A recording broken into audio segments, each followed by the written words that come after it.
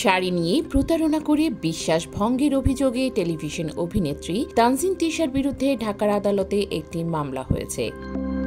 অ্যাপোনিয়ার ফ্যাশনের এক্সিকিউটিভ মোহাম্মদ আমিনুল ইসলাম বুধবার আদালতে এ মামলা করেন তিনি। ঢাকার মেট্রোপলিটন ম্যাজিস্ট্রেট জুয়েল রানা বাদীর জবানবন্দি গ্রহণ শেষে পুলিশের গোয়েন্দা বিভাগকে তদন্ত করে আগামী 18 ফেব্রুয়ারির মধ্যে প্রতিবেদন দাখিলের নির্দেশ দিয়েছেন।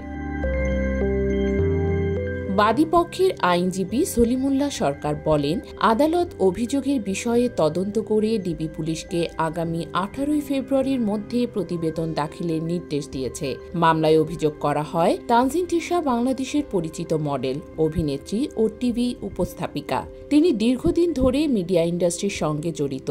এর সুবাদে আসামি অ্যাপোনিয়ার অনলাইন পেজে যুক্ত হয়ে বিভিন্ন প্রকার শাড়ি পর্যবেক্ষণ করে একটি শাড়ি পছন্দ করে নেন, যার বাজার মূল্য 28,800 টাকা। শাড়িটি তানজিন তিশার বাসায় পৌঁছে দেয়া হয়। এরপর থেকে তানজিন তিশা নানা প্রকার ভয়েস মেসেজ এবং মেসেজ দিয়ে শাড়িটি পরিধান করে অ্যাপোনিয়া পেজ প্রমোশনের জন্য নানাভাবে আশ্বস্ত করেন। মামলায় আরও বলা হয়, তানজিন তিশাকে পেজ কর্তৃপক্ষ বিভিন্নভাবে শাড়িটি পরিধান করে পেজ প্রমোশনের জন্য নানা উপায়ে অনুরোধ করেন।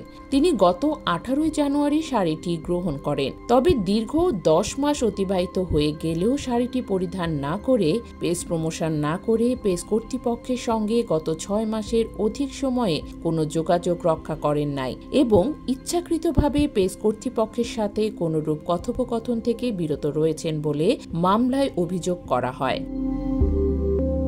বাদীর অভিযোগ, তানজিন তিশা প্রতারণা করে বিশ্বাস ভঙ্গ করেছেন।